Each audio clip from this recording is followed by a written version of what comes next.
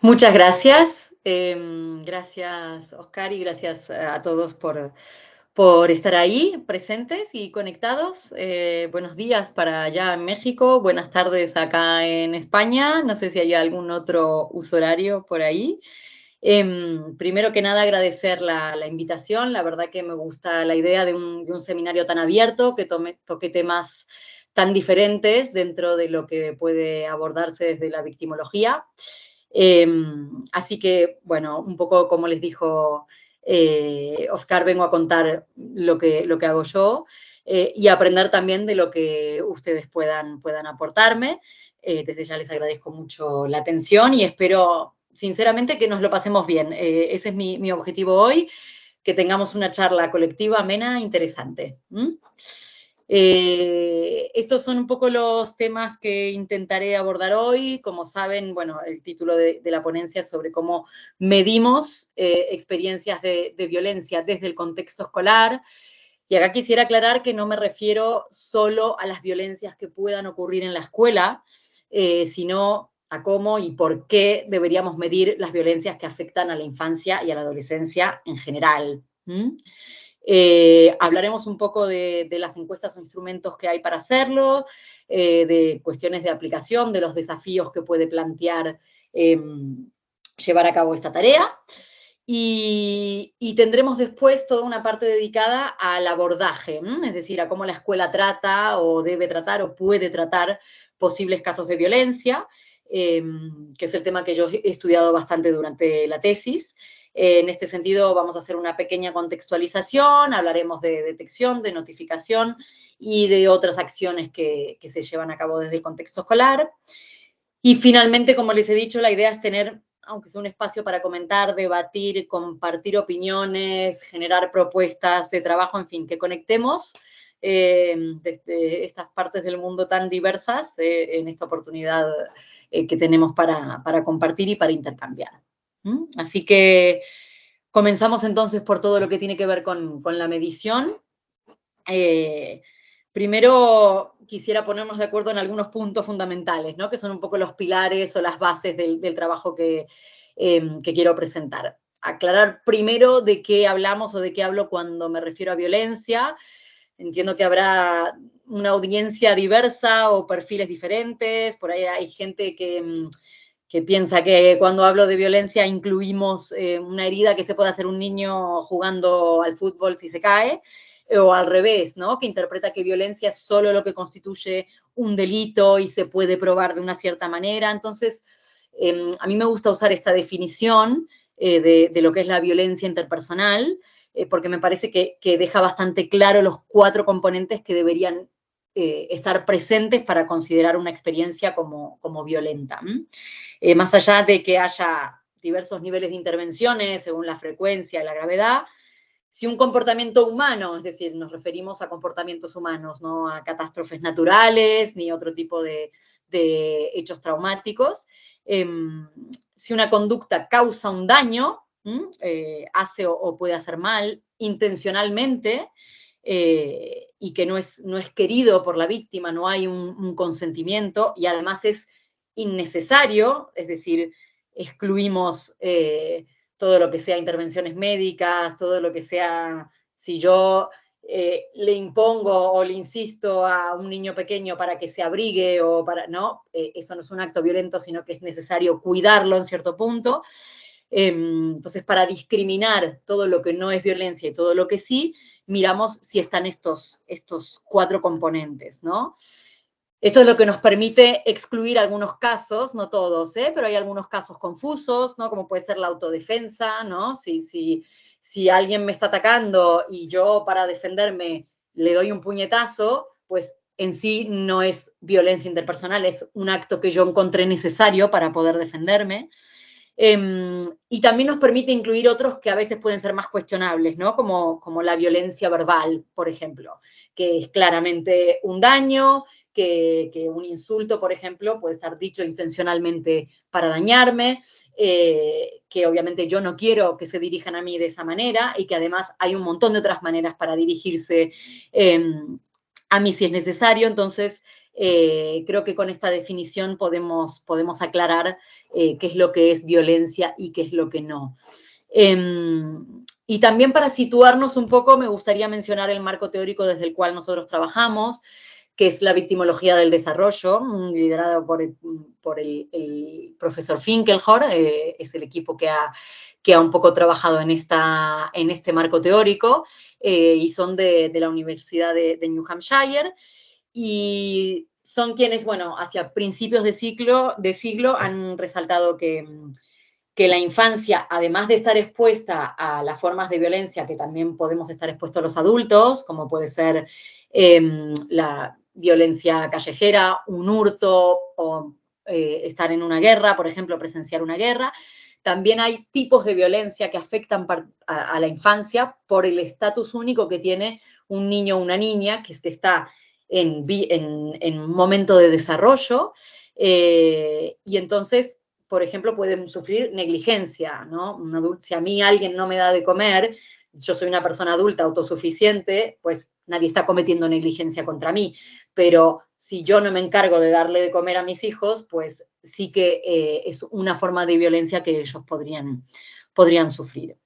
Y además el impacto que tienen, ¿no? Que una experiencia de violencia es muy diferente el impacto que puede generar cuando el cerebro y el sujeto están en desarrollo que cuando ocurren en otras etapas de la vida, ¿no? Se han visto muchos efectos psicológicos, neurológicos, de estar expuestos a altos niveles de estrés durante la infancia, en muchos aspectos, como pueden ser la capacidad de autorregulación, la autoestima.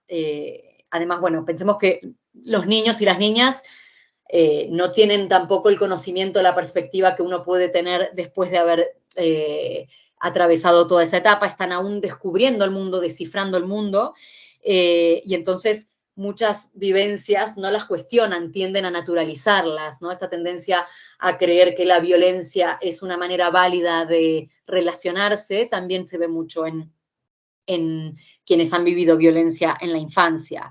Esto también aumenta su vulnerabilidad y más aún en una sociedad adultocentrista como la que vivimos, en la que nos cuesta escuchar directamente a los niños o dar espacio a los niños y las niñas para expresarse. Siempre doy ejemplos del estilo, pero a mí, cuando yo voy al pediatra con mis hijos, me pregunta a mí cómo están, ¿no? Siempre hay como una capa extra para extraer información de ellos. Y esto hace que tampoco se puedan asociar entre sí, autorrepresentarse, defender sus derechos, es decir, dependen de los adultos para protegerlos, ¿no? Y eso los hace también un colectivo particularmente vulnerable. Pero además se agrega el hecho de que cuando uno vivió violencia, esto aumenta el riesgo de vivir violencia de otros tipos o en otros contextos, y esto pasa mucho, no sé si habrán escuchado, ¿no? Algunas víctimas que han sufrido violencia en el ámbito familiar y de repente también sufren por otros menores o llegan a la adultez y construyen una pareja en la que también pueden verse agredidos. Entonces, esto es lo que llamamos polivictimización, ¿no? La conexión entre diferentes experiencias de violencia. Pero bueno, creo que es importante que con todo esto que acordemos o que consensuemos que más allá de lo que nos pueda parecer, la infancia sigue siendo uno de los colectivos más vulnerables de nuestra sociedad. Obviamente desde lo que es la interseccionalidad podemos agregar capas, ¿no? Es decir, un niño o niña ya de por sí es vulnerable, pero además un niño o niña con discapacidad o racializado, o ¿no? Como todo eso puede ir aumentando la vulnerabilidad. Yo quería aclarar esto y partir de la base de que los niños y las niñas, a pesar de que nos pueda parecer que hoy están más protegidos de antes o se los mira más que antes, siguen siendo un colectivo muy vulnerable y sobre todo muy afectado por la violencia. Y esta es otra de las grandes evidencias de las que partimos, y es que la mayoría de las experiencias de violencia o victimización interpersonal no se conocen, están ocultas, están en esta metáfora del iceberg por debajo del agua. Los que se conocen, los que están sobre el agua, son quizás los más agudos, los más graves, los más crónicos, los que llegan a las noticias, a la policía, pero la mayoría, y según el informe de la OMS del 2013, el 90% no, permanece oculto, permanece invisible. La Organización Mundial de la Salud tiene, por cierto, una web estilo app muy interesante de mirar, que yo la he dejado aquí enlazada, en donde van recopilando los resultados de los estudios científicos, ¿no? Y según estas estadísticas, bueno, 1 de cada 2 niños o niñas ha experimentado algún tipo de violencia física, sexual o psicológica en el último año, ¿sí? Esto para que tengamos claras las cifras y la extensión. Y este iceberg también lo vemos reflejados en los resultados de diversas investigaciones, porque según la fuente que usemos, las cifras son muy diferentes. Si miramos solo los registros oficiales, figuran menos del 1% de la población total de menores de 18 años, como que hayan necesitado alguna medida de protección a la infancia o que hayan sido notificados por sospechas de algún tipo de maltrato, mientras que cuando preguntamos directamente a adolescentes sobre sus experiencias de violencia, en general, más del 80% ha vivido algún hecho de violencia. ¿Y cómo les preguntamos? ¿No? Pues actualmente en España se están haciendo varias encuestas que incluyen el tema de la violencia, a veces incluyen solo un tipo, acá tienen el ejemplo de Save the Children, ¿no? Y a veces son temas más transversales dentro de los cuales se incluye la violencia, ¿no? Temas de bienestar o temas de convivencia. El gran problema que vemos nosotros un poco en esto es que cada uno hace sus preguntas, sus opciones de respuesta, sus cuestionarios, sus adaptaciones, cuando existe un instrumento, ¿no? que es muy comprensivo, muy abarcativo, que permite evaluar diversos tipos de violencia en todo el mundo, con propiedades psicométricas reportadas, publicadas, con muchos idiomas, traducido a muchos idiomas y validado en varios idiomas, que es el Juvenile Victimization Questionnaire, ¿sí? El cuestionario de experiencias de violencias infantojuveniles del equipo del profesor Finkelhor. Y en este mapa pueden ver en todos los países en donde se ha aplicado alguna vez este cuestionario con menores de 18 años, según estos artículos que yo dejo enlazados aquí también. Si tuviéramos en cuenta la versión para adultos, porque también existe una versión en retrospectiva para adultos, se incluirían muchos más, ¿no? Y además es un instrumento muy versátil porque si quiero focalizarme en un tipo de violencia, en un módulo, puedo hacerlo. Si quiero considerar solo un lapso temporal, también puedo hacerlo. En fin, dejo acá también enlazado el sitio web donde están disponibles todas las versiones que están publicadas para que puedan acceder a ellas en diversos idiomas. Y en esta diapositiva quise poner solo un ejemplo de cómo se puede facilitar la comparación entre diversos estudios y el estudio de las experiencias de violencia durante la infancia y la adolescencia si usamos el mismo instrumento, ¿no?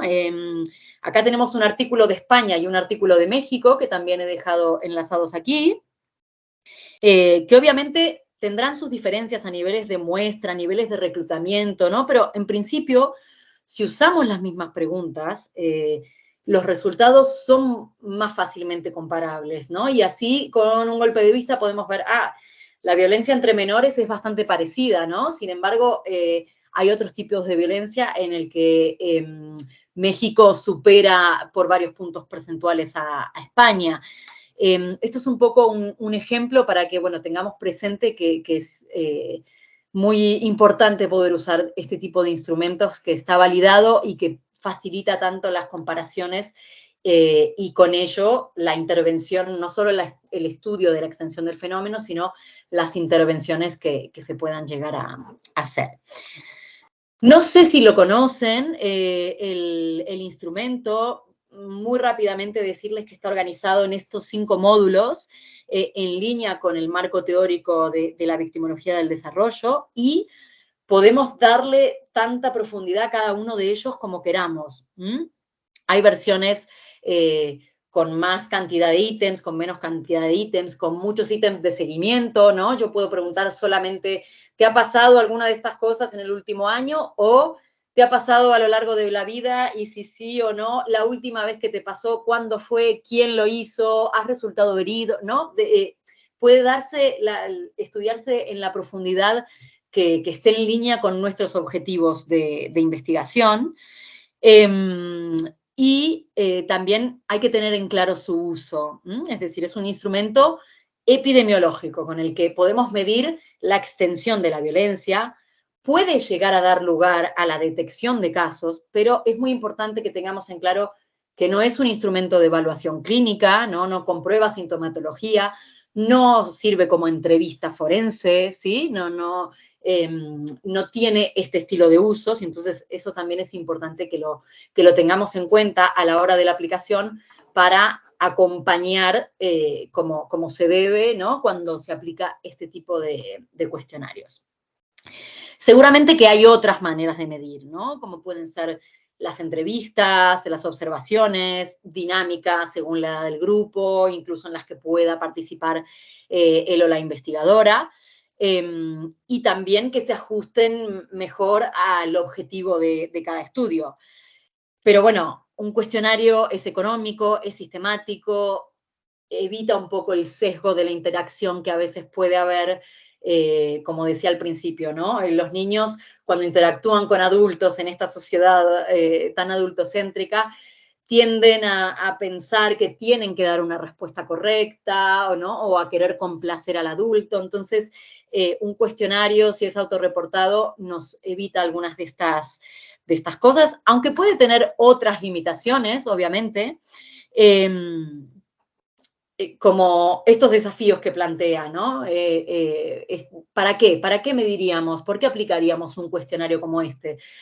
¿Para qué quiero yo saber desde la escuela cuánta violencia vive mi alumnado, ¿no? ¿O por qué querría una familia saberlo? Puede haber mucha resistencia a hablar de estos temas. Además, bueno, siempre que trabajamos con menores de 18 años, hay que pasar algunas barreras para poder preguntarles, ¿no? Directamente a ellos. Además de la cuestión metodológica, ¿no? De saber preguntarles y que entiendan la pregunta, que sepan buscar en su memoria la respuesta que estamos pidiendo y que ellos puedan darla. También un tema de consentimiento de las familias, ¿no? Hay familias que pueden ser muy resistentes. Y otro tema también es si se puede hacer de forma anónima o no, ¿no? Siempre hay una tensión entre si yo aplico un cuestionario de forma anónima, pues estoy garantizando de que puedan realmente darme las respuestas que ellos sienten, pero ¿qué pasa si hay algún niño que está desprotegido y yo no puedo responderle porque al final no sé quién es? Sin embargo, del otro lado, ¿no? Si no es anónima, pues cómo sé que los niños pueden realmente expresarme lo que realmente viven y no estar pendientes de la represalia que puede haber, ¿no? Esta es una tensión muy, muy común que se da cuando queremos trabajar en este tema y particularmente con menores. Y después también factores que no son menores a nivel de las limitaciones que tenemos de recursos. Siempre tenemos poco tiempo, no tenemos gente formada que pueda gestionar todo lo que surge a partir de la aplicación de un cuestionario como este. Aquí les dejé un ejemplo de un Twitter que vi hoy, de un ejemplo de una escena muy cotidiana en infantil, es decir, es cierto, en los coles estamos desbordados, no sé cómo será en México, pero acá se les exige mucho, de muchos frentes, y los recursos son limitados, ¿no? Pero bueno, estas son también algunas de las respuestas propuestas que hemos ido planteando a estos cuestionamientos. Seguramente pueden haber muchos más, como dije, podríamos comentarlos hacia el final. Pero bueno, en principio, ¿para qué? Para cuantificar el fenómeno, para ver realmente la extensión que tiene, que puede, como dije al principio, sorprendernos, porque muchas veces no explican a nadie, nunca nadie ha preguntado. Esto es lo que cuentan muchas víctimas de adultas, dicen, es que a mí nunca nadie me preguntó, ¿no? Pues bien, como decía, la idea es poder cuantificar el fenómeno, y no solo en una foto de hoy por hoy, sino también de ver cómo evoluciona, ¿no? También podríamos proponer intervenciones dirigidas, recursos, actividades, incluso si aplicáramos el cuestionario de manera anónima y vemos que hay un tema que sale mucho en un grupo, ¿no? Que vemos que hay varios niños que contestan igual en un grupo, pues podemos diseñar alguna actividad para trabajar el tema y ver si así los niños y las niñas revelan alguna situación que les esté poniendo en riesgo. Y además, bueno, aplicar un cuestionario de este estilo también nos permite evaluar periódicamente el efecto de las intervenciones, ¿no? Si cambian las respuestas, si hay una reducción, o si al revés, identifican hechos como violentos que antes no identificaban, y entonces las respuestas pueden aumentar. En fin, creo que hay muchas utilidades de aplicar un instrumento así. Y obviamente también hay una posibilidad de proteger tempranamente a niños y niñas que están siendo víctimas de violencia, porque si a raíz de, digamos, como hemos dicho al principio, con un ítem solo seguramente no tengo suficiente, pero si a raíz de esto yo intervengo, hago actividades, comienzan aunque sea a hablar del tema, alguien alguna vez les preguntó y alguien revela alguna situación, y con todo eso yo puedo notificar y puedo ayudar tempranamente a un niño o una niña, sea recibiendo atención psicológica, sea con una intervención de los servicios sociales, sea como mejor vaya para cada caso, pues más que bienvenido sea, porque además estoy cumpliendo con el deber que tengo del que hablábamos al principio de protegerlos, ¿no? Respecto a la aplicación con menores, como decía, hay diversas posturas al respecto, ¿no? Y podemos debatir, como dijimos.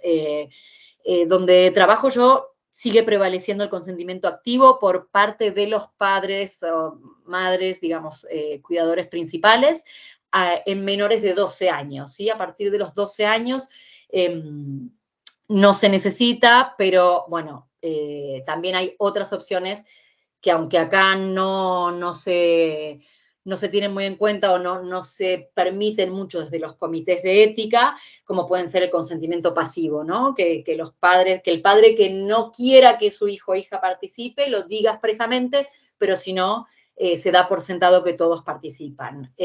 Otra opción es que hay ciertos temas que, si el gobierno considera que es parte del interés superior del niño, ¿no? Pues más allá de que los padres quieran o no quieran, pues la encuesta se aplica porque la administración pública ha decidido, ¿no? En este deber de proteger integralmente a los niños y las niñas, que hacer estas preguntas es necesario, ¿no? Entonces, como decimos, es un tema de debate, lo mismo con la anonimidad. Puede dar para mucho, y bueno, me encantaría escucharlos, como les dije, en algún momento. Y también, bueno, que cuando trabajamos con niños, sobre todo con niños más pequeños, hemos de hacer las adaptaciones que hagan falta y pretestearlas, ¿sí?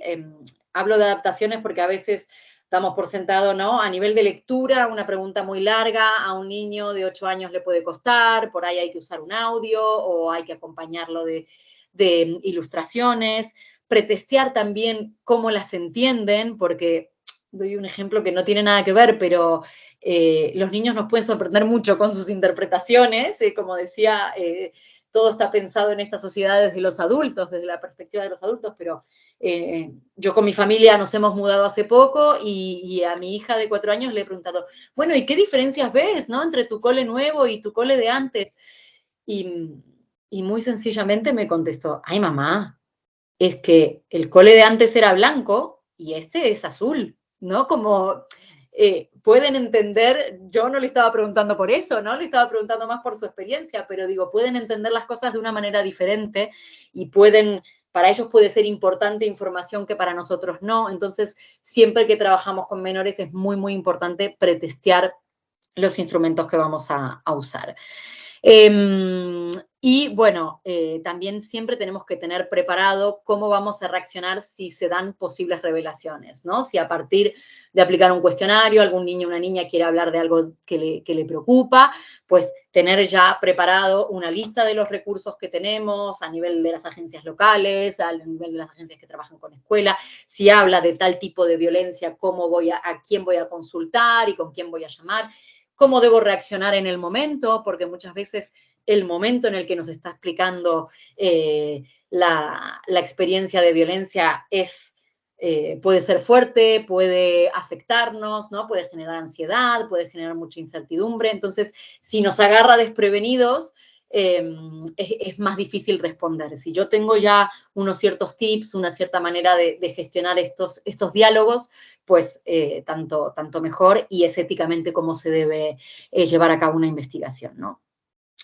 Y a nivel de las otras cuestiones, de las limitaciones materiales y de tiempo y de recursos humanos, bueno, la verdad que yo creo que para todo lo que evalúa el JVQ es de aplicación bastante fácil, en un tiempo relativamente reducido. Obviamente depende la edad, depende el desarrollo cognitivo, un montón de cosas, pero en principio de todo lo que tenemos disponibles, yo creo que es de lo mejorcito que hay. Y después, bueno, lo que decíamos, ¿no? Que también puedo recortarlo y adaptarlo, como es un instrumento tan versátil, lo puedo usar según mis objetivos y adaptarlo también a la población con la que yo quiero trabajar.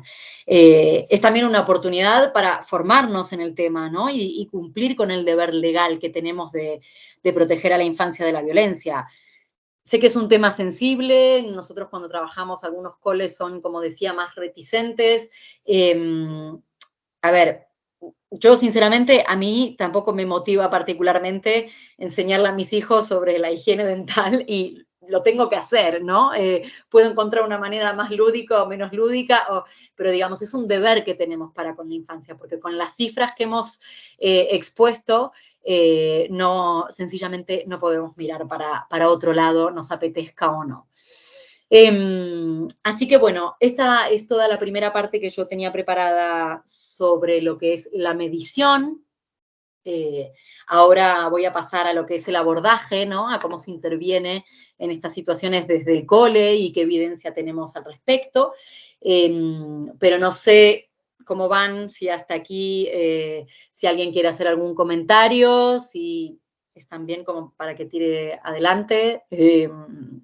Díganme un poco, porque como no los veo y estoy online, quisiera saber un poco qué tal. Bueno, hablaremos entonces ahora de todo lo que es la intervención, como decía, el abordaje. Primeramente, recordar que aquí en España, donde trabajo, hace un par de años que salió una ley para proteger a los niños y adolescentes de la violencia, pero ya desde la anterior ley orgánica teníamos la obligación de comunicar a la autoridad competente cualquier sospecha o indicio de que un niño o niña podía estar viviendo algún tipo de violencia. La autoridad competente hace referencia al contexto en el que se produzca la violencia, ¿no? Si ocurre en la familia, son los servicios sociales; si es en la escuela, nosotros tenemos ahora una nueva figura de coordinación de bienestar, en Cataluña se llama Coordinación de Convivencia, Coeducación y Bienestar, ¿no? Y se abrevia como COCOBE. Y también, si hay delito, pues a las fuerzas de seguridad o a la justicia.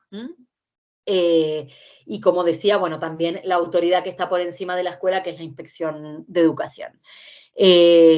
Pero obviamente en la realidad, como decíamos, hay pocos casos que llegan a conocerse. Si recuerdan el iceberg desde el que partimos, la realidad es que la escuela es un entorno particularmente privilegiado para hacer pasar los casos que están debajo del agua, arriba del agua, ¿no? Primero porque tenemos acceso a la mayoría de los niños y las niñas. En los países que forman parte del informe de la OCDE, más del 90% de los niños y niñas está escolarizado. En España es más del 95%. Además, pasamos mucho tiempo con ellos, ¿no? 8 horas al día, 5 días a la semana. También tenemos un conocimiento, una observación del desarrollo en general, y podemos identificar lo que quizás se sale de lo más frecuente. Y es un contexto también en el que podemos acceder a muchísima información, ¿sí? Desde las familias, desde los niños, observando directamente o vinculándonos con ellos. Y esta es un poco la portada de mi tesis, yo se las quería mostrar porque se ve una situación típica del cole, la portada me la pintó una amiga mía, y creo que está muy bien porque se ve en todo lo que podemos reparar para buscar indicios o para saber, para poder tener alguna sospecha de que hay algún tipo de violencia. Si miramos a qué juegan los niños, cómo interactúan entre ellos y cómo interactúan con los adultos, lo que dibujan, lo que explican, tenemos un montón de posibles indicios de situaciones de violencia. Y también en el aprendizaje, en todo lo que es cognitivo. De hecho, acaba de salir una edición especial de la revista Child Abuse and Neglect, donde se estudia la relación entre violencia y algunas otras adversidades y el aprendizaje, ¿sí? La dejé también aquí enlazada, porque es realmente un mundo de posibilidades. El gran problema es que muchas veces no pensamos que quizás lo que le pasa al niño o niña es que está viviendo algún tipo de violencia. A veces nos vamos directo a algún trastorno, ¿no? de la conducta o de la atención y tener presente la posibilidad, obviamente no todo lo que veo es violencia, pero tampoco nada de lo que veo es violencia, ¿no? O puede llegar a ser violencia. Entonces, con el solo hecho de considerar, quizás puede estar viviendo algo que le está haciendo mal, por eso se desconcentra, por ahí, ¿no? Nos puede encender la lamparita y empezar a observar integralmente a cada uno de nuestros alumnos y alumnas. De hecho, el rol de la escuela como primer entorno externo a la familia es tan importante que la tasa de niños que no están escolarizados, que hacen lo que se llama homeschooling, por lo menos en Estados Unidos, es muy alta. Yo aquí dejé enlazado también un programa que habla de eso, una emisión sobre este tema, de cómo el homeschooling, esta idea que además con la pandemia se empezó a propagar un poco más, la idea de poder escolarizar a los niños y niñas en casa, y bueno, también obviamente variará mucho según el contexto, pero en Estados Unidos está muy poco regulada la escolarización desde casa. Y eso es de un riesgo altísimo para los niños y las niñas. No puede salir muy bien, pero puede salir extremadamente mal. Y tomar ese riesgo es un poco desprotegerlos, ¿no? Es ir contra esta obligación que tenemos de velar por su bienestar. Entonces, bueno, otro de los ejemplos de cómo la escuela es un agente de socialización tan importante y de protección de los niños frente a la violencia, casi único, ¿no? Como les decía, yo durante la tesis analicé un poco este deber que tiene la escuela, tanto a nivel de prevenir la violencia como de detectarla y de intervenir. Respecto a la prevención, esto es un poco lo que encontré en la misma base de datos de la Organización Mundial de la Salud que les mencioné anteriormente. A nivel de programas de prevención, creo que se puede ver fácilmente en este gráfico que la mayoría de los programas que existen se centran en un solo tipo de violencia, y sobre todo en aquellas que ocurren dentro del contexto escolar, ¿no? Vemos al bullying como el gran protagonista aquí. Hay muy poco, no hay nada directamente sobre violencia emocional o negligencia, no hay tampoco nada integral, ¿no? Que pueda abordar varios tipos de violencia, y también, como ven, la mayoría de programas se dirige más hacia adolescentes. En general, la prevención es cierto que es difícil de medir porque no podemos saber cuántos casos no ocurrieron gracias a la estrategia de prevención que usamos, ¿no? Sí que existe ahora un enfoque integral que está dando buenos resultados, que es el que se llama Trauma Sensitive Approach, ¿no? Algo así como un enfoque sensible al trauma, y que apuesta por esta visión integral y que no solo se aplica a la escuela, que también funciona en el ámbito sanitario, en el ámbito judicial, es decir, trabajar desde todas las perspectivas, que esto también es algo que falta mucho, la comunicación entre diversas agencias que deberíamos velar por el bienestar de los niños y las niñas, se dificulta mucho, ¿no? Entonces, estar todos atentos y sensibles a los efectos de un posible hecho traumático, pues es algo que está dando buenos resultados y que parece que reduce bastante las experiencias de violencia. Hay algunos estudios que dan unas cifras enormes, como un 80%, pero bueno, como les digo, la prevención es algo difícil de medir. A nivel de detección también vemos dificultades en la definición, sobre todo en la definición de lo que es un caso potencial, ¿no? Aquí dejé enlazado también un artículo en el que se habla mucho de, bueno, ¿qué es lo que constituye una sospecha razonable, ¿no? Y aquí vuelvo a lo mismo, el enfoque sensible al trauma nos puede ayudar mucho, porque más allá de yo tener que tener un checklist para ver qué cosas llena este caso, es tener un vínculo con el niño o la niña, ver que está preocupado, ver que cambia su actitud, ver que de repente su comportamiento cambia, que está desconectado del cole, que lo ves triste, no, todo eso es muchas veces mucho más eficiente que ver, a ver si tiene una marca, a ver si tiene, ¿no?, que seguir un checklist de protocolo, digamos. Y acá también, bueno, lo que encuentran los estudios es falta de conocimiento. También se ve mucho que hay algunas víctimas que son más visibles que otras, ¿no? Según el tipo de violencia, hay tipos de violencia que enseguida que se sospecha se notifican, pero que son difíciles de ver, como puede ser el abuso sexual.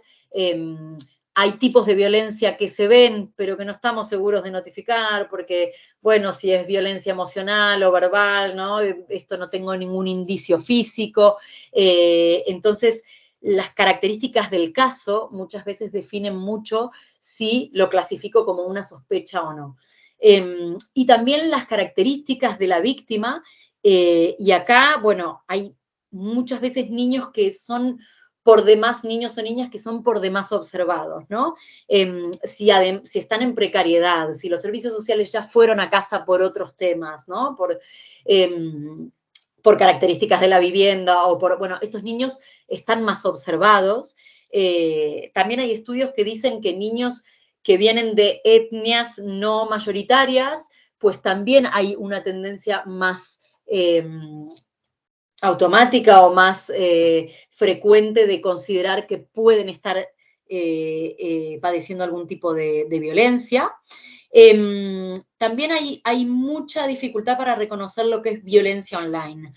Nuevamente, seguramente porque no deja indicios físicos, pero también porque es un contexto con el que no hemos crecido, ¿no? Es un entorno que por ahí los adultos hoy por hoy no tenemos tan al alcance, es más reciente y este es un gran deber que tenemos de empaparnos de todo esto, porque los efectos sí que se ven y porque además es un contexto muy particular en el que la violencia puede no terminar nunca, porque si ocurre en el contexto escolar, bueno, al menos cuando llego a casa respiro, o si ocurre en el contexto familiar, al menos cuando llego al cole es mi refugio, pero cuando es online se reproduce y sigue y me persigue y está en mi móvil, ¿no? Tiene como un alcance muy diferente y muy particular. Y también, bueno, algo que es cierto que sale en los estudios y que también comentábamos es que al personal escolar le falta tiempo, le falta apoyo, le faltan recursos para poder dedicarse, además de todo lo que hacen a esto, a detectar potenciales casos. Pero la notificación, es decir, dar el paso de comunicar sobre un niño o niña en riesgo a una agencia externa a la escuela, es en general donde yo encontré más dificultades. Este es el primer artículo que hemos publicado en el marco de la tesis y que también lo dejo enlazado aquí, que si alguien no puede acceder y le interesa, me lo puede pedir o lo podemos compartir. Encuestamos a 184 personas que trabajaban en escuelas de Barcelona y esto es lo que encontramos, ¿sí? En general, poca formación, poco conocimiento del protocolo, sí que hay una mayoría que identifica un referente, lo que demuestra el gran peso, la gran responsabilidad que tiene la persona referente, porque todo el personal escolar suele identificar a alguien y va a consultar a esta persona.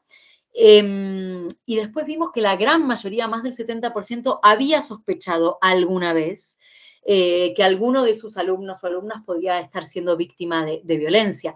Pero menos de un tercio había comunicado esta sospecha por fuera de la escuela.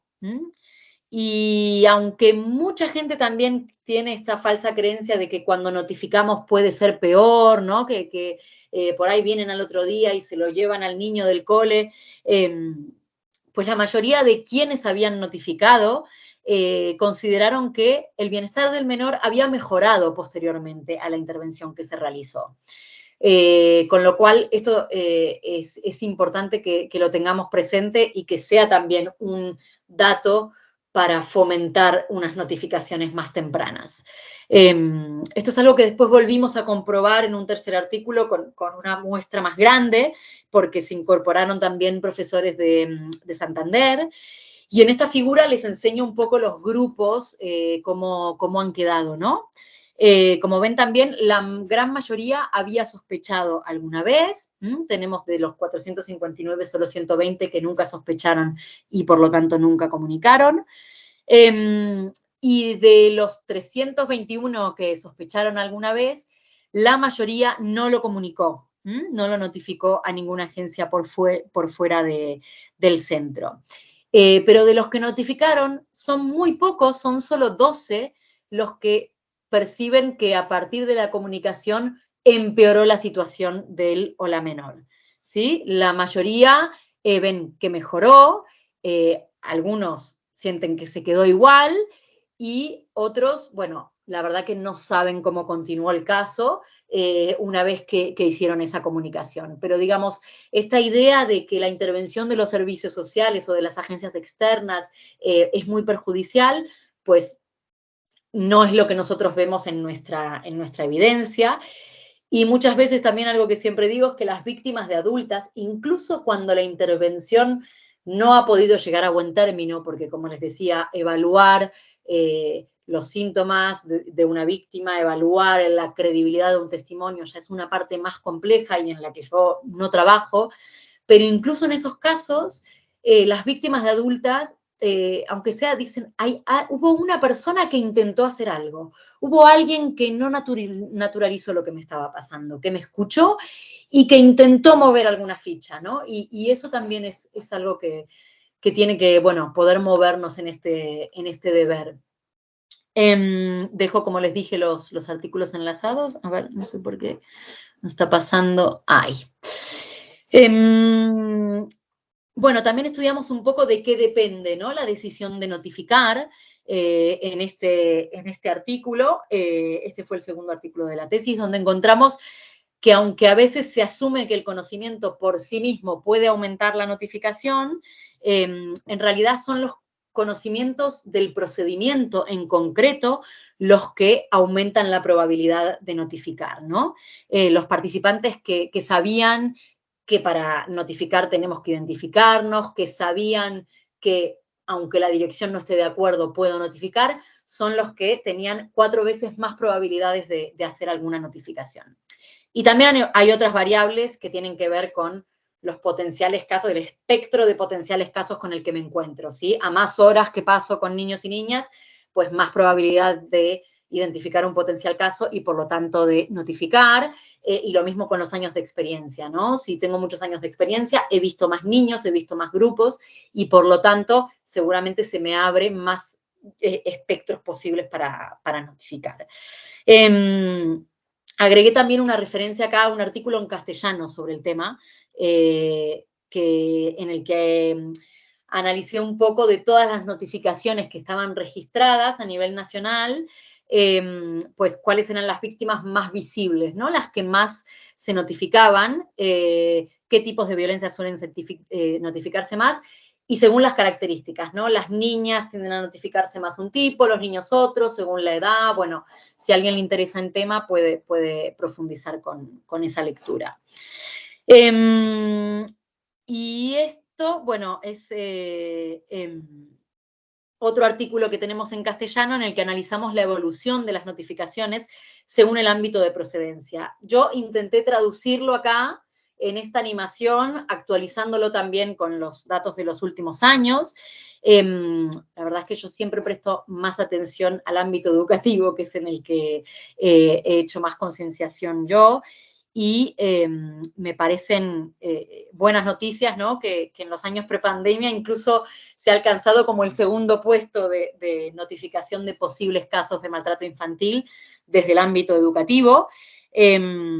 Bueno, ustedes por ahí observarán otras cosas, pero bueno, en principio era un poco para resumir y mostrarles cómo ha ido cambiando esta tendencia, cómo al principio partíamos del último lugar, a pesar de tener todas las ventajas que yo he mencionado desde el cole para poder notificar potenciales casos, cómo hemos ido cambiando de a poquito todo eso, no solo porque creo que obviamente que hay más concienciación a todo nivel social del tema, porque se ha empezado a visibilizar, pero también porque, como les decía, creo que somos cada vez más conscientes de este deber que tenemos de proteger a los niños y las niñas de la violencia.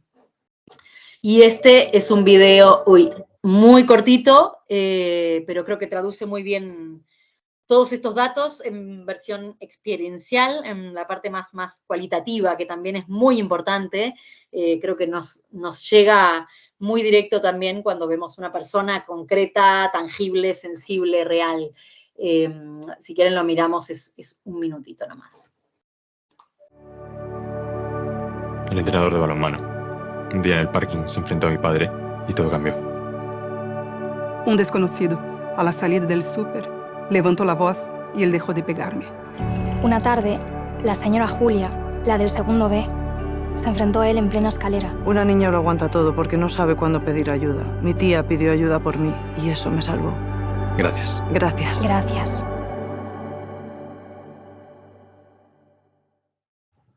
Bueno, para continuar un poco, creo que he hablado mucho del deber de la escuela, ¿no? O de todo lo que se puede hacer desde la escuela, pero creo que nosotros también, la academia, la investigación, la comunidad científica, como quieran llamarle a nuestro colectivo, también tenemos un gran deber para con las escuelas, ¿no? Que es formarlos, hacerles accesible todo lo que se va descubriendo y todo lo que vamos avanzando en investigación y traducirlo en recursos que puedan utilizar y que se puedan aplicar en los centros. Una de las cosas que hemos hecho nosotros es crear este breve curso introductorio, se llama SAVE. Si alguien quiere mirarlo o compartirlo, también lo he dejado enlazado, junto con la evaluación que hemos hecho del efecto del programa. He dejado las dos cosas por si alguien lo quiere mirar o difundir. Personalmente sigo trabajando en este ámbito. Bueno, actualmente formo parte de un equipo junto al cual estamos midiendo los efectos de un programa de formación, como ha dicho el Oscar, para todos los colectivos de la comunidad educativa, es decir, un programa de formación sobre violencia contra la infancia que incluye formación para el personal escolar, no solo los docentes, sino todos los que pueden estar en contacto con los niños y las niñas, porque a veces un niño o niña prefiere hablar con un monitor o se siente más en confianza con un entrenador de deporte, ¿no? Esto también hay que tenerlo en cuenta. Incluye formación también, actividades para hacer con los niños y las niñas y formación o recursos para las familias, ¿no? Y también estamos empezando a considerar nuevas posibilidades de formación, como la gamificación, los serious game, los juegos en serio, ¿no?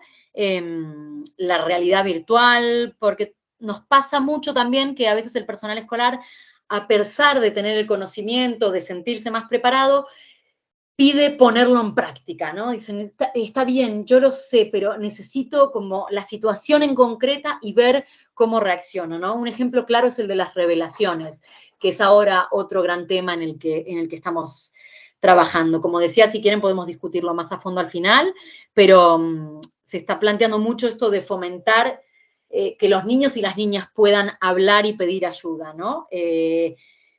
esto es un paso que nos ahorra, entre comillas, tener que notificar contra su voluntad o ¿no? Ponerlos un poco en contra. Hay situaciones en las que es inevitable y tenemos que saber que somos el adulto y que estamos cumpliendo con la ley y que tenemos herramientas a nuestra disposición para llevarlo adelante, pero el hecho de que un niño o una niña revele una situación de violencia es un poco más empoderarlos, ¿no? Que sean ellos mismos, ellas mismas quienes decidan cuando quieren pedir ayuda. Y también nos da más chances de avanzar en cualquier procedimiento, ¿no?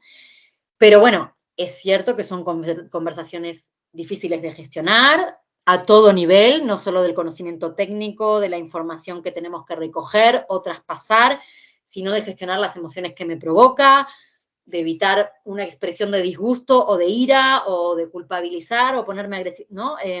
Invalidar los sentimientos de la víctima, minimizar lo que le pasó. Bueno, hay muchas cosas que entran en juego, es un gran tema y creo que también lo atraviesa un poco lo que comentábamos al principio, ¿no? El hecho de estar en una sociedad en la que todavía nos cuesta mucho dialogar con la infancia, escucharla, respetar sus tiempos, ¿no?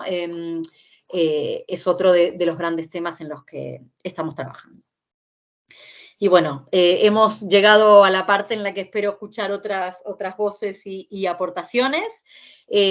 Solo voy a hacer un breve repaso de todo lo que hemos dicho, porque si alguien quiere recuperar algún punto en particular. Hemos hablado de la medición, bueno, de cómo y por qué preguntarles a los niños y niñas sobre sus experiencias de violencia y qué papel tiene o debería tener la escuela en todo esto. He hecho un gran hincapié en el uso del JVQ, pero bueno, repito, si alguien quiere compartir otro instrumento, otras experiencias, me encantaría escuchar. Después nos hemos explayado en todo lo que hace la escuela para intentar proteger a los niños y las niñas, haciendo especial hincapié en las notificaciones y en el nuevo planteo que estamos haciendo ahora de las revelaciones. He mencionado también a lo largo de la presentación el punto en el que estoy trabajando ahora.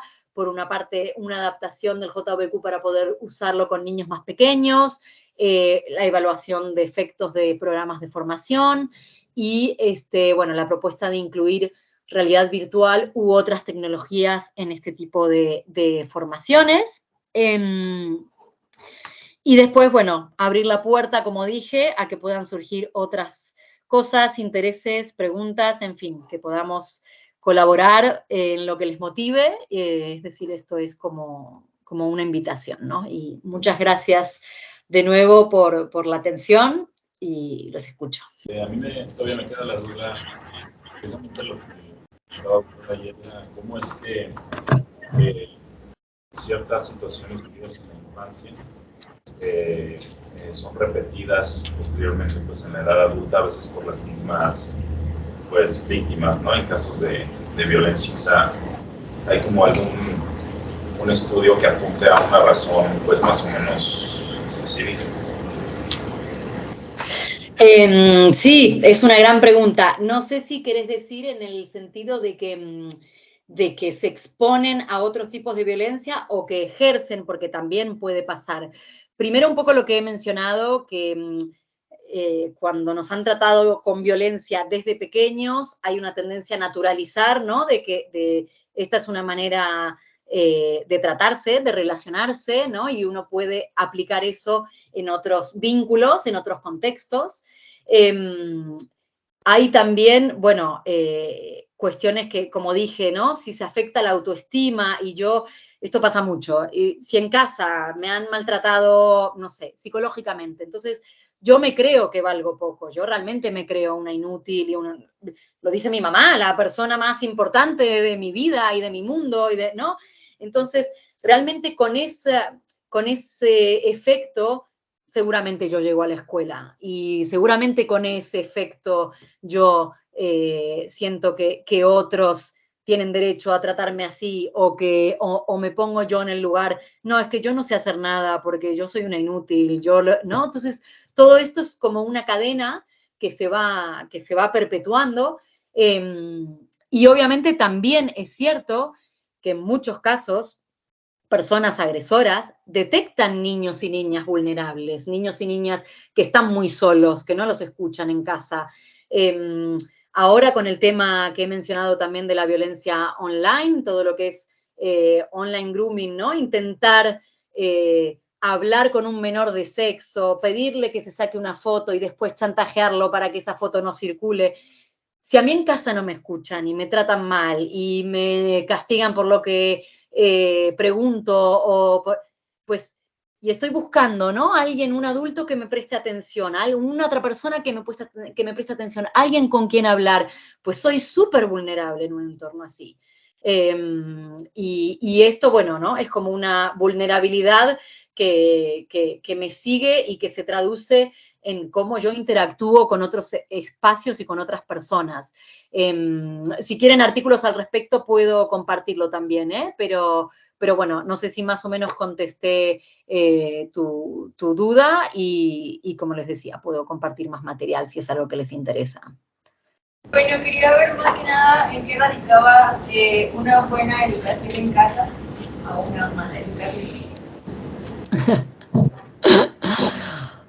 Qué gran pregunta. Si yo tuviera la respuesta, sería una madre muy feliz. Pues yo, más allá de todo, creo que esto que dijimos de intentar escuchar, de intentar dar lugar a los niños, a las niñas, que no implica que no nos equivoquemos. Yo muchas veces me equivoco, muchas veces entro en... hoy no tengo tiempo para esta rabieta o para este lío, o no, pero creo que es importante que los niños y las niñas se sientan escuchados en casa, se sientan que importa cómo lo pasaron en el cole, qué nos explican, no porque estemos todo el tiempo preocupados por lo que les pueda pasar, es cierto que el riesgo cero no existe, pero a mí me gusta confiar en que si les pasa algo, al menos me lo podrán contar, que sientan que me lo puedan contar, que yo no me voy a enfadar, que es muy importante para mí poder ayudarlos, ¿no? Y un poco creo que es muy importante cultivar ese vínculo de escucharse, de sincerarse, de también si algún día a mí se me va a decir, ay, perdóname que te grité, la verdad no estuvo bien, me hizo enfadar esto, te pido por favor que no lo hagas más, pero yo también te pido disculpas porque sé que esto puede hacerte daño y no quiero, ¿no? Creo que la sinceridad y un vínculo sincero es muy importante. ¿Qué tal? Buenos días. Nada, doctora, muchísimas gracias por su conferencia. Fue algo muy enriquecedor escucharlo. El comentario que quizás yo querría hacer en cuestión en que la educación también tiene que ser en doble vía, o sea, no solamente es como en el tema de las infancias, sino también en el tema de la educación hacia los padres. ¿Por qué? Porque desgraciadamente, por ejemplo, aquí en México nos enfrentamos a una situación en la cual la falta de educación de los padres hace que no estén de acuerdo y que explícitamente digan que no quieren que sus hijos, por ejemplo, reciban educación sexual. ¿Y esto a qué nos enfrentamos? Pues que cuando hablamos de temas psicoeducativos en materia sexual, pues nos ayudan a poder tener políticas preventivas. Entonces, la situación aquí radica en que esta negativa en automático de hablar de sexualidad en otro entorno que no sea, entre comillas, mucho el familiar, porque tampoco se habla, pues al final también deja a las infancias en un estado de vulnerabilidad. ¿Por qué? Porque no se explica de forma objetiva y al final del día, muchas veces a los padres no saben ni siquiera el contenido de las charlas o de las capacitaciones que se le dan a las infancias, ¿no? Entonces creo que también esta parte en la cual la educación tiene que ser en doble vía e involucrar mucho a los padres, creo que también se vuelve necesario. Aquí, por ejemplo, en la ciudad de Aguascalientes, donde yo radico, sí hemos tenido en algunos foros que abrir mucho hacia los padres más que hacia las infancias para tener una puerta de entrada a estas poblaciones en un estado de vulnerabilidad. Y eso que, por ejemplo, en las intervenciones que hemos hecho aquí, ya estoy hablando de situaciones de vulnerabilidad ya detectadas, o sea, ya son equipos de padres en los que ya hay víctimas de violencia sexual, o sea, en las cuales los hijos ya han sido víctimas de violencia. Entonces integramos grupos, no sé, de 20 padres de familia en los cuales se les explica el motivo de la intervención, porque aún, por ejemplo, siendo víctimas, o sea, aún teniendo hijos víctimas de violencia sexual, no quieren que se les hable de sexualidad. Entonces es un tema delicadísimo y que deja una población en un estado polivictimizante.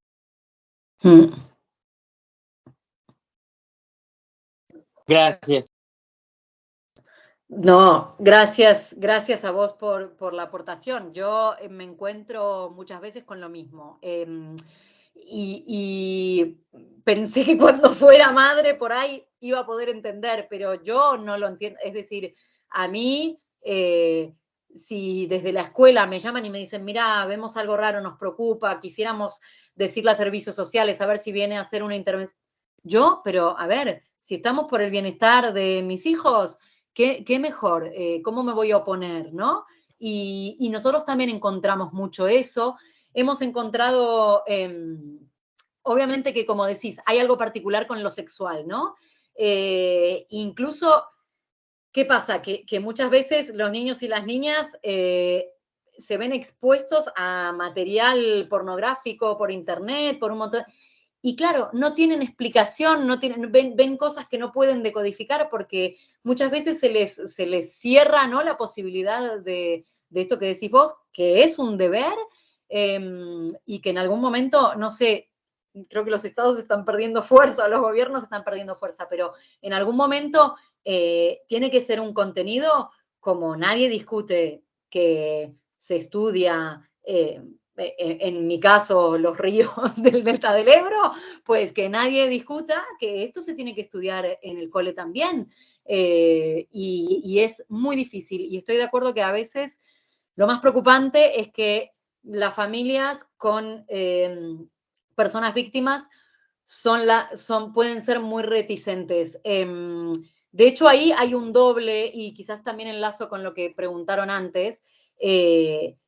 Muchas veces en una familia en donde hay mucha reticencia a hablar de eso, pues claro, un niño o una niña que ha vivido algo sexual no encuentra un lugar para hablar. ¿A quién le voy a explicar si cada vez que se oye algo del tema, mis padres dicen, ay, no, esa noticia cambiala porque no puedo, me pone mal? Los niños observan mucho más lo que hacemos que lo que decimos que hay que hacer. Y creo que esto que traes es una gran dificultad. Ojalá encontremos alguna manera para sobrellevarla, estoy convencida. Pero sí, coincido, y aquí también pasa. Y como decía, en algún momento nos vamos a tener que poner todos firmes y echar para adelante con esto porque es más que necesario. Por ejemplo, cuando a lo mejor se investigan contextos de violencia en instituciones académicas, ¿cómo poder lidiar con a lo mejor el desinterés o el bloqueo que pudiesen implementar autoridades, por ejemplo? Que aunque el contexto de violencia no acontezca en la escuela, sino en las familias, pero hasta qué punto directivos, cómo trabajar con directivos en ese sentido, cómo trabajar para que no se perpetúe la violencia, eso se pierda legitimidad, ¿no?, en las instituciones educativas. Sí, perdón. Sí, ¿Puedo adelante. decir algo más? ¿No? No, yo creo que primero que nada es cierto que debe ser difícil gestionar un centro escolar, y es un deber muy grande. Yo creo que desde la sociedad tenemos que cambiar un poco la percepción. Todavía hay muchos directivos que sienten que si hay un caso en mi escuela, mi escuela va a perder reputación o acá no van a querer venir. Tenemos cifras que los casos están, o sea, en tu escuela y en todas están. La diferencia es quién lo ve y quién lo trata y quién se atreve a abordar el tema y quién no. Y en esto también tenemos que empezar a valorar positivamente las escuelas que se forman en esto, las escuelas que están intentando responder estas cosas. No sé, hacer un sistema de puntos, un distintivo, algo que permita que se le dé valor a esa actitud, ¿no?, de las escuelas para trabajar este tema.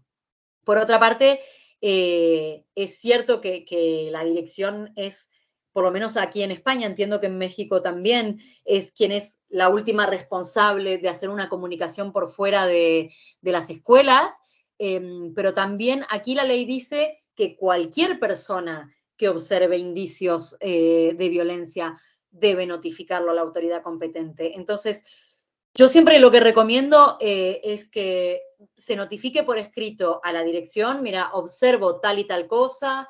Me han pasado casos de gente que me ha venido a consultar porque hay un profe o alguien, un personal del cole que no trata bien a los alumnos y que, claro, es muy difícil, ¿no?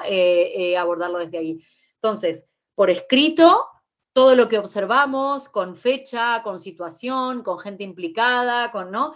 Dar la oportunidad de que por escrito esto quede constancia y siempre un último párrafo de si la dirección no toma cartas en el asunto, yo por mi parte, cumpliendo mi obligación de ciudadano o ciudadana que está observando este peligro para los niños y las niñas, pues haré la notificación por parte mía, ¿no?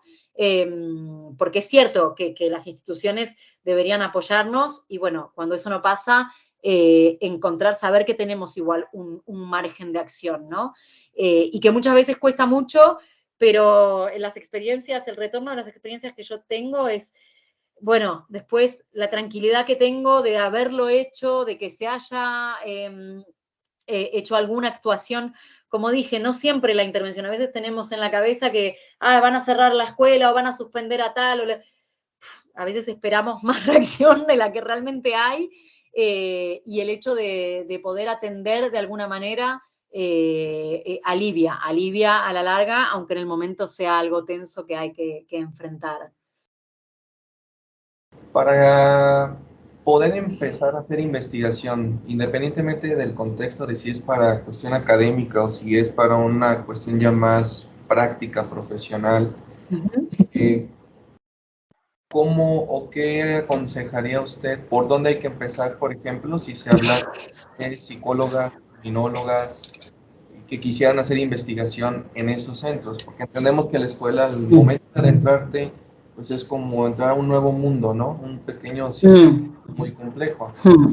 ¿Por dónde podría empezar para hacer investigación?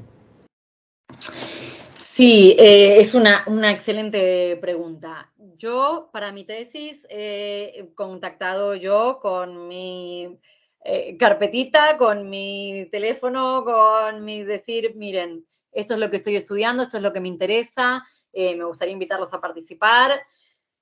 Tuve una tasa, bueno, dentro de lo que hay, diría que un poco menos de la mitad de las escuelas que contacté me han dicho que sí, pero bueno, creo que es importante empezar por algún lado. Al principio por ahí hay reticencia y cuando las escuelas ven cómo va avanzando se pueden sumar. Creo que también es muy eficiente pedir apoyo de entidades que ya trabajan con las escuelas. A veces hay centros de formación, a veces hay agencias gubernamentales, a veces hay otras fundaciones, ¿no?, que hacen formación. Bueno, poder encontrar aliados creo que es una buena manera de poder entrar, porque es cierto que llegar a las escuelas es complicado. Y también, bueno, intentar presentar los beneficios que puede tener para ellos, ¿no? Un poco a nosotros lo que nos pasa es que aquí les cae ya el deber de ocuparse de todos estos temas. Entonces, si uno ofrece algo que les pueda servir, yo para mi tesis, contra recoger los datos, ofrecía formación, ofrecía sesiones de formación para los coles, ofrecer consultoría, si hay coles que tienen dudas con casos y quieren llamar, preguntar, asesorarse, bueno, algo que les pueda también parecer atractivo para poder llevar a cabo la investigación junto a ustedes, criminólogos y criminólogas, victimólogos y victimólogas. ¿Cómo haces saber a los niños desde el contexto escolar que se sientan importantes? ¿Cómo ellos ya lo que se trabaja es muy grande? ¿Cómo conectan en España la prevención, la pedagogía y que la institución se convierte en una institución protectora y no en una institución? A ver, se me cortó un poco, pero creo que la pregunta tiene que ver con cómo se integra, ¿no?, la participación de los niños y las niñas, bueno, pedagógicamente o en el contexto escolar. Creo que hay de todo, es un continuum, hay escuelas más o menos participativas, también hay contextos más o menos favorables. Ahora se está fomentando también bastante que los niños y las niñas puedan participar en decisiones a nivel de la escuela, ¿no? Consultarles si quieren un mural en tal lugar, ¿no? O el patio, hay mucha... en el patio, tenemos tanto para modificar la estructura del patio. ¿Qué le pondrían? ¿Qué juegos pondrían? ¿Qué les interesa? ¿No? Entonces hay escuelas que han puesto como muros de escalada o juegos de parque, donde antes todo era un patio de fútbol, ¿no? Un terreno de fútbol. Y entonces son maneras de escucharlos, de hacerlos participar, que permiten que ellos se sientan valorados, ¿no? Porque al final la decisión que se toma teniendo en cuenta a los niños y las niñas. Otras cosas que nosotros también recomendamos bastante es el uso de un buzón, ¿no? De un buzón anónimo en donde puedan poner sugerencias, en donde puedan poner cosas que les pasan, en donde puedan, que sea anónimo, pero que si alguien quiere dejar su nombre, que lo pueda hacer, ¿no? Facilitar estos canales para que los niños puedan acceder, tengan espacios para dialogar con los adultos y para poder explicar lo que les pasa, ¿no? Y lo mismo con que las coordinaciones, o en este caso nosotros, lo que les decía, hay un rol del COCOBE, el famoso ELO, la COCOBE, la Coordinación de Convivencia, Coeducación y Bienestar, y también intentamos fomentar, bueno, que todo el mundo los conozca, que haya pósters, carteles con su cara, con su nombre, que sepan que puedan ir a hablar cuando quieran, que en el momento en que un niño o una niña nos viene a pedir o a preguntar algo, pues atención plena, dejar de lado el teléfono, si reservo una sala, que nadie me venga a interrumpir, si alguien me interrumpe, decir, estoy escuchando algo importante, o sea, darle valor a todo eso. Yo creo que es una manera en la que los niños y las niñas se puedan sentir escuchados, valorados, y que si a mí me interesa a qué quieren jugar, seguramente me va a interesar cuando me tengan que explicar otras cosas, ¿no? Si los niños ven en el día a día que a mí me interesa cómo están, cómo lo pasaron, cómo se sienten, pues esto es algo que también nos han dicho mucho las víctimas de adultas. Es que si yo estoy llorando en el patio cada día y nadie me viene a preguntar qué me pasa, ¿cómo voy a hablar yo de si viví un abuso sexual, ¿no? Lo primero es generar este interés, ¿no? Dar el espacio y el valor que hay que concederle al bienestar de la infancia. Es recomendable que cada escuela tenga su propio protocolo de actuación y prevención en casos de victimización, o que se lleve bajo uno más general. Gran pregunta. Aquí lo que tenemos es un protocolo marco que rige cómo hay que hacer las comunicaciones por fuera de la escuela, y un protocolo de actuación muy, muy reciente de este verano que guía las actuaciones tanto a nivel de detección como de poder desarmar un conflicto antes de que devenga en violencia, y cómo acompañar, ¿no? Una vez que se han detectado o notificado casos. Para mí lo ideal es que con estas guías cada centro arme su propio protocolo, con los nombres de las personas que forman parte de quienes valoran una situación de violencia, quienes se ocupan de comunicar, ¿no? Un poco adaptar estas guías generales a los recursos que tiene cada centro y cada localidad, porque claro, aquí también hay situaciones muy diversas. Hay escuelas en las que los servicios sociales pueden venir semanalmente a discutir casos, y hay escuelas que nunca han contactado con los servicios sociales hasta que no tienen un caso delante suyo. Entonces, todo eso es muy diferente. Yo siempre recomiendo, y esto es algo que sale mucho en las investigaciones y que creo que lo he mencionado, falta comunicación entre las agencias. Entonces, establecerlas antes de que pase algo, creo que puede servir mucho para ya tender un puente y ya comenzar a entendernos, ¿no? Cómo trabajamos desde las escuelas, cómo trabajan desde los servicios sociales, cómo trabajan desde la policía o los Mossos. Entonces, no que me agarre por sorpresa, ¿no? y que tengamos un vocabulario tan diferente que no nos podemos entender de qué estamos hablando. Entonces, todo eso yo creo que es un trabajo previo que es importante de hacerlo y que, como decís, si además las escuelas tienen el tiempo de poder organizarlo en sus propios recursos, de tener apuntados los contactos importantes, los referentes importantes, tanto dentro de la escuela como de las agencias externas, creo que es algo que facilitaría mucho la labor. Quisiera retomar el punto que se menciona sobre los factores que influyen para que los profesionales notifiquen o no una situación donde el infante está siendo violentado. Me parece que al menos en México otra gran variable que influye demasiado es que aún hay muchos docentes que normalizan e incluso están a favor de ciertas conductas de maltrato a los infantes, justificándolas como disciplina, hablando, por ejemplo, específicamente casos de violencia familiar. Sí, me parece una aportación muy interesante.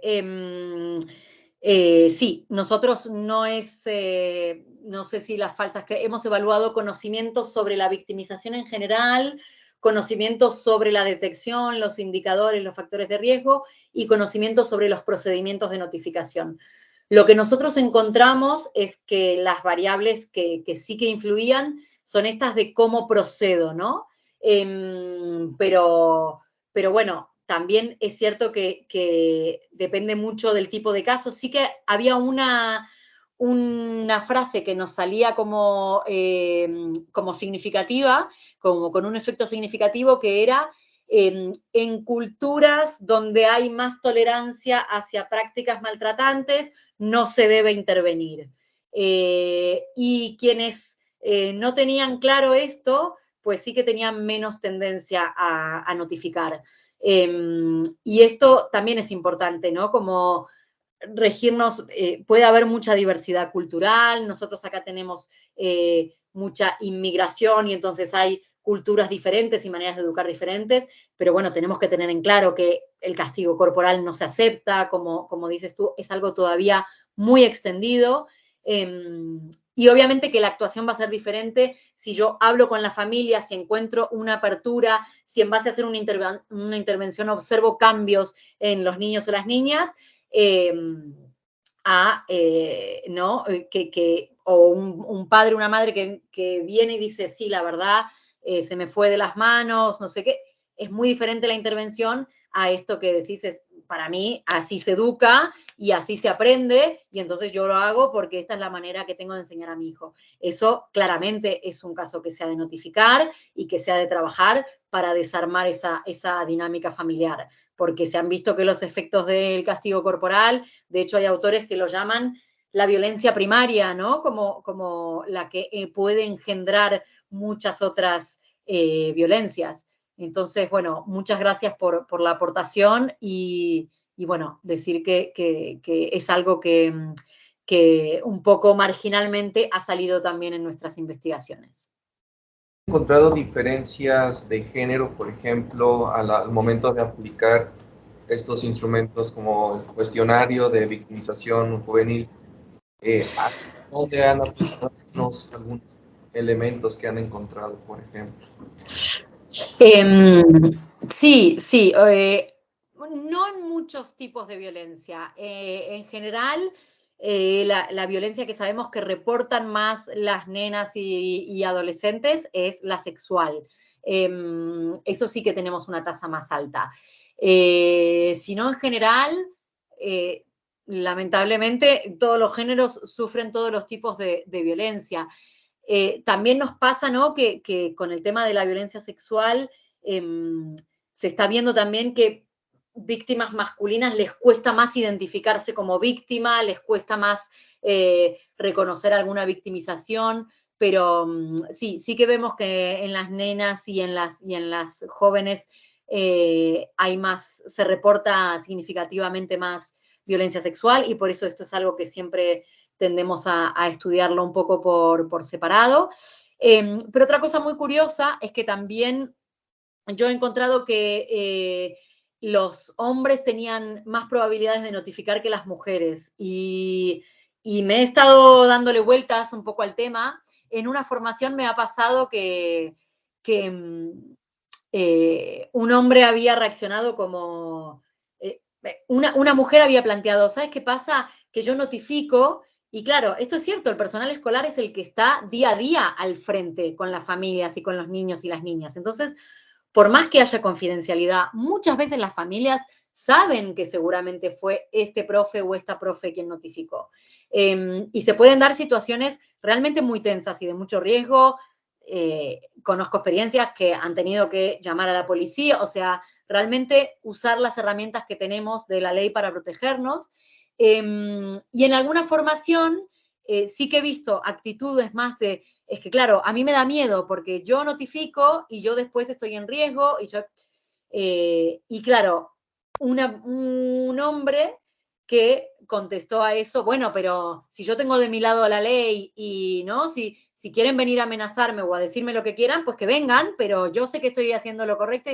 No como esta actitud de que a veces es cierto que las mujeres pueden sentirse más desprotegidas o más vulnerables, y que los hombres, bueno, se sienten por ahí, no sé si más respaldados por la ley, si con más derecho a imponerse, si con más potencia física para responder, ¿no? Pero también puede haber algo de esto en las diferencias a la hora de notificar. Y otra cosa que quería comentar antes de cerrar, del primer comentario que me han hecho, el tema de cómo se conecta la violencia con más violencia, también es cierto que hay toda otra línea del fomento de la resiliencia y del crecimiento postraumático, ¿no? Y que muchas víctimas que han sido víctimas de violencia transforman esta experiencia en algo positivo, en algo que las ha ayudado a crecer, a valorar a la gente que realmente les trata bien, a conectarse con otra parte de su vida, a dar valor a las pequeñas cosas, y todo eso es también una línea que estamos intentando fomentar desde los centros, ¿no? No sentir que quien ha vivido violencia pues solo tiene más riesgo y está más vulnerable, sino que también tiene muchas posibilidades de transformar eso en algo muy valioso, de quizás ayudar a otras personas a que no sufran lo mismo. Entonces, bueno, es algo que me había olvidado de comentar en la primera aportación y que no quería dejar de decir antes de que cerremos.